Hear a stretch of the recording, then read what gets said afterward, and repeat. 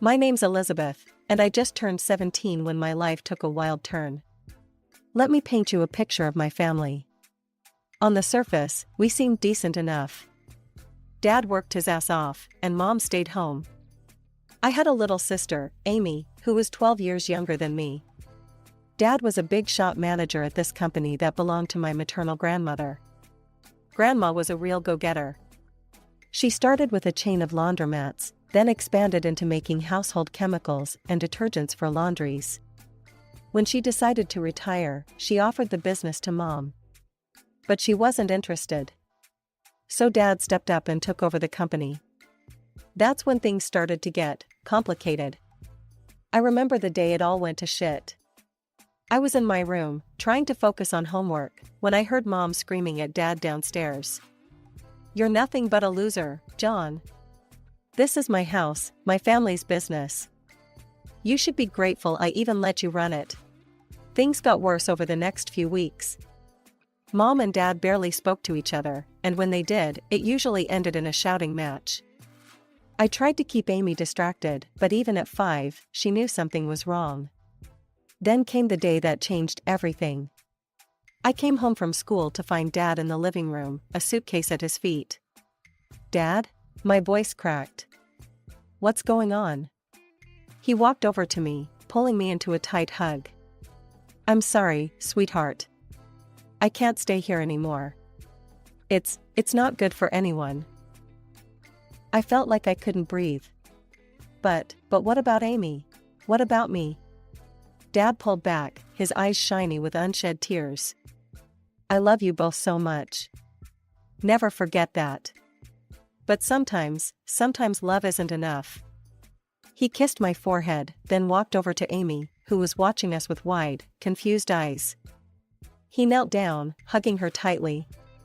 "Be good for your big sister, okay, pumpkin?" And just like that, he was gone. The door closed behind him with a finality that left me feeling hollow. Mom came home an hour later. When I told her Dad had left, she didn't seem surprised. She just nodded, like she'd been expecting it. "Good riddance," she muttered. "Mom, I couldn't believe what I was hearing." "How can you say that?" She turned to me, her eyes hard. "Your father cheated on me, Elizabeth. Multiple times. I couldn't take it anymore." That night, as I lay in bed, I could hear Mom on the phone in her room. She was laughing, sounding happier than I'd heard her in months. I wondered who she was talking to, but I was too exhausted to care. Just when I thought things couldn't get any more complicated after Dad left, Mom dropped another bombshell on us. "Girls," she announced one morning over breakfast, "I have some news. I'm getting married." I nearly choked on my cereal. "What? Mom, Dad's only been gone for 2 months." She waved her hand dismissively. "Sometimes, true love comes unexpectedly, Elizabeth. You'll understand when you're older." Robert moved in a week later. He was, okay, I guess. Tall, good-looking in that generic way that makes people say, "Oh, he seems nice." But something about him rubbed me the wrong way from the start. He made an effort with Amy, playing games with her and helping her with her homework. But with me? It was like I barely existed. Meanwhile, changes were happening at the company too. Mom had taken over after Dad left, and she brought Robert in to work with her. They seemed to make a good team, always huddled together, discussing business strategies. I tried to focus on my own life, school, friends, the usual teenage stuff. But it was hard to ignore the nagging feeling that I was becoming invisible in my own family. Things came to a head when Mom and Robert announced they were opening a new branch of the company in another city. "We're moving," Mom told me one evening. "It's a great opportunity for the business. As for you, Robert and I have been talking, and we think it might be best if you stay here." I couldn't believe what I was hearing. "Stay here? Without you?" "It's just that the new house won't have much space," she explained hurriedly. "And you're almost done with school. It wouldn't make sense to transfer now, right before your exams." I felt like I'd been punched in the gut. "So where am I supposed to live? On the street?" Don't be dramatic, Elizabeth, Mom scolded. You'll stay with your grandmother. She's already agreed to it. I stormed off to my room, slamming the door behind me. As I lay on my bed, hot tears of anger and hurt streaming down my face, I couldn't help but wonder, when did I become such an inconvenience to my own mother? The next few weeks were a blur of packing boxes and tearful goodbyes, not from me, but from Amy, who didn't want to leave her friends. I helped her pack, trying to put on a brave face for her sake. Will you come visit us, Lizzie? She asked, her big brown eyes full of tears. I hugged her tightly. Of course I will, squirt. You can't get rid of me that easily. The day they left, I stood on the porch with Grandma, watching as the moving van pulled away. Mom gave me a quick hug, Robert nodded awkwardly, and then they were gone, taking Amy with them. Living with Grandma wasn't as bad as I'd feared. She was cool in her own way, giving me space when I needed it, but always there with a cup of tea and a listening ear when I wanted to talk. Still, it wasn't home. My 18th birthday rolled around faster than I expected. I woke up that morning feeling weird. Like I should be excited, but all I felt was empty. Mom called, of course. Happy birthday, sweetie. Her voice was bright, almost too cheery. I'm sorry we can't be there. Work's just crazy right now. We'll celebrate when we visit next month, okay? I knew we wouldn't. They hadn't visited once since they left. Sure, Mom. Sounds great. Grandma must have sensed my mood because she went all out. She let me invite a few friends over, ordered my favorite food, even baked a cake herself. For a few hours, I almost forgot about everything else. The next morning, Grandma called me into her home office. She had the serious look on her face that made my stomach clench. Sit down, Elizabeth, she said, gesturing to the chair across from her desk. We need to talk. Oh God, I thought. She's kicking me out. Where am I gonna go? But then she smiled, reached into her desk drawer, and pulled out a small folder.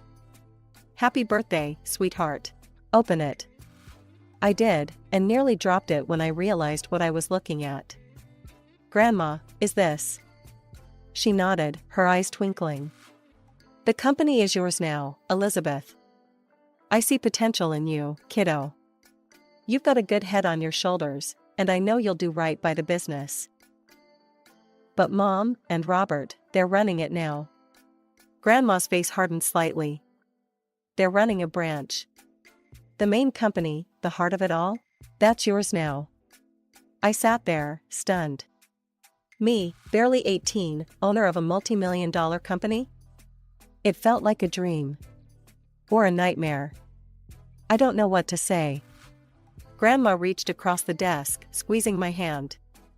You don't have to say anything. Just promise me you'll give it your all. I nodded, still in shock. I will. I promise. She sat back, satisfied. Good. Now, I've got one more piece of advice for you, and I want you to listen carefully. I leaned in, hanging on her every word. Call your father. There's more to that story than you know. Talk to him. Take him on as a consultant if you want. But hear him out. It took me a week to work up the courage to call Dad. We agreed to meet at a small cafe downtown. When I saw him, my heart clenched. He looked older, tired, but his eyes lit up when he saw me. There was an awkward silence. Then, suddenly, everything came pouring out. The divorce, Mom's remarriage, the move, Grandma's gift. Dad listened, his face a mix of emotions. When I finished, he took a deep breath. Lizzie, there's something you need to know about the divorce. And then he told me everything. How Mom had never respected him, constantly nagging and putting him down. How she called him a loser, made him feel worthless. How, after one particularly bad fight, he'd gotten drunk and made the biggest mistake of his life. I cheated on her, he admitted, his voice heavy with shame. Once. I regretted it immediately, but your mother, she used it against me. Threatened to sue, to take everything. She demanded I leave, give her all the property, leave you kids. She even wanted alimony. I sat there, stunned. This didn't sound like the mother I knew. Or thought I knew. Why didn't you fight it? I asked. Dad's eyes met mine, full of sadness and love. Because of you and Amy. I didn't want you to go through a messy, public divorce. I thought it would be easier this way. As we talked, I felt a weight lifting off my chest. For the first time in a long time, I felt like I had my dad back. Before we left, I took a deep breath and asked, Dad, how would you feel about helping me with the company? As a consultant? The smile that spread across his face was answer enough. The months flew by in a whirlwind of studying, exams, and late-night cram sessions. Before I knew it, I was standing on the stage at my high school graduation, diploma in hand. Grandma was in the audience, beaming with pride. Mom and Robert were conspicuously absent, but I'd learned not to expect much from that quarter. As summer rolled in, I threw myself into college applications. With Grandma's encouragement and Dad's long-distance support, I set my sights high. When the acceptance letters started rolling in, I could hardly believe it. But the real shocker came when I got the financial aid package from my top choice. Full ride, I breathed, staring at the letter in disbelief. Grandma whooped, pulling me into a bear hug. I knew you could do it, kiddo. All those late nights and competitions paid off. I'd chosen to major in business management. It seemed like the smart choice, given that I now had a company to run. The idea still felt surreal, but I was determined to make Grandma proud. To celebrate my college acceptance, Grandma insisted on throwing a little party. Just the two of us, some fancy takeout, and a bottle of sparkling cider. Grandma wasn't about to let me drink champagne, even if I was legally an adult now. We were halfway through our meal when the doorbell rang. Grandma frowned, clearly not expecting anyone. I'll get it, I said, putting down my fork. I opened the door and felt my stomach drop. There, looking annoyed and impatient, stood my mother and Robert. Before I could say anything, they brushed past me into the house. Mom didn't bother with pleasantries. Mother, we need to talk about the company. Now. I watched, stunned, as Mom launched into a tirade. She didn't even glance my way, didn't ask about graduation or college. It was like I wasn't even there. Why can't we access the main accounts, she demanded. And why are you blocking the transfer of capital to our subsidiary? Grandma's eyes narrowed. Because it's not your decision to make anymore, Helen.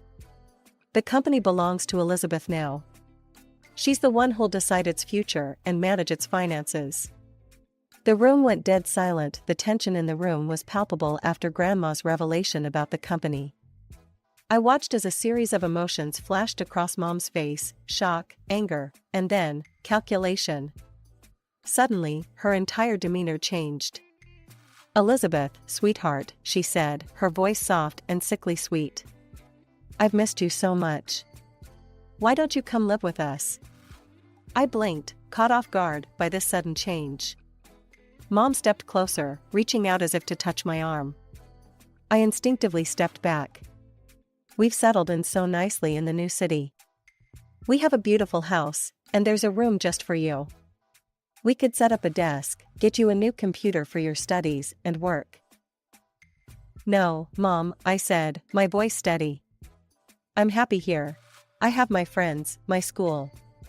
And Grandma needs me. Mom's smile faltered for a second before she rallied. Well, if that's the issue, we could always move back here. We could live in our old house, just like before. Wouldn't that be nice? I shook my head. It's not about the house, Mom. It's everything. I saw the anger building in her eyes, barely contained. Before she could speak, I decided to ask the question that had been burning inside me for months. Mom, why did you really divorce Dad? She stiffened, caught off guard. Well, your father, he cheated on me. Multiple times. I was tired of it. He abandoned us for his mistress, didn't even pay alimony. That's not true, I said. Dad told me everything. There was only one time, and it was because of how you treated him. He didn't abandon us, you kicked him out. And he's been paying alimony regularly. Mom's face contorted with rage. How dare you? You ungrateful little brat. You have no right to meddle in my personal life. Everything here belongs to me, and I decide who lives where. Grandma, who had been quietly watching this exchange, finally stepped forward. Her voice was calm but filled with a steel I'd never heard before. That's quite enough, Helen, she said. You seem to have forgotten a few key points. This house? The company? They belong to me, not you. I gave the company to Elizabeth because I trust her judgment far more than I trust yours right now. I think it's time for you to leave. I watched, a mix of emotions swirling in my chest, as Grandma firmly ushered Mom and Robert out of the house. The door closed behind them with a final sounding click. As we stood there, I felt a strange mix of sadness and relief wash over me. I'd lost something today, the last illusions I had about my mother. But I'd gained something too. A certainty about my path forward, and the knowledge that I wasn't alone on it. What now? I asked, my voice muffled against Grandma's shoulder. She pulled back, giving me a small smile. Now we get back to celebrating your college acceptance. And tomorrow, we start planning for your future, your real future, not the one your mother tried to force on you. The morning after the confrontation with Mom and Robert, I woke up to the sound of voices downstairs. Curious, I crept down the stairs and peeked into the living room. To my surprise, I saw Dad sitting on the couch, deep in conversation with Grandma. As I sat down next to them, Grandma explained why she'd called Dad over. I've been thinking about Amy, she said. Your mother, well, I'm not sure she's in the best position to care for her right now. I've suggested that your father seek custody of Amy. I felt a surge of hope. Really? Dad, are you going to do it? He ran a hand through his hair, looking both nervous and determined. Yeah, I am. It won't be easy, but Amy deserves better than what she's getting right now. I couldn't help it, I threw my arms around him. Thank you, Dad. As we pulled apart, Grandma cleared her throat. There's more, she said. I've hired a private investigator to look into your mother and Robert's affairs. Over the next few weeks, life fell into a strange new rhythm. I started my college classes, throwing myself into my studies with a determination I'd never felt before. Dad came over regularly, and we worked on rebuilding our relationship. It felt good, having him back in my life. Then, about 3 weeks after that morning conversation, Grandma called us both over. Her face was grave as we sat down. The investigator's report came in, she said without preamble. And, well, it's worse than we thought. She laid out the facts, each one hitting like a punch to the gut. Mom had been cheating on Dad for years, long before the divorce. Her affair with Robert had started while she was still married to Dad. There were hotel receipts, records of expensive gifts, all painting a damning picture. But that wasn't even the worst of it. Robert is a con man, Grandma said, her voice hard. He's done this before, seducing wealthy women, convincing them to move assets around, and then disappearing with the money. I felt sick. So when they wanted to move the company's capital? Grandma nodded. Exactly. He was planning to steal it all and run. We sat in silence for a moment, each lost in our own thoughts. Finally, Grandma said that we needed to confront Mom with the truth. The meeting was set for the next day. Mom arrived at Grandma's house looking annoyed and impatient. Her expression changed to one of surprise when she saw Dad there too. What followed was one of the most painful conversations I've ever been part of. Grandma laid out all the evidence, the affair, Robert's history of fraud, his plans to steal from the company. With each revelation, I watched my mother's face, hoping to see some sign of remorse or understanding. Instead, all I saw was denial. This is ridiculous, Mom sputtered. Robert loves me. He would never.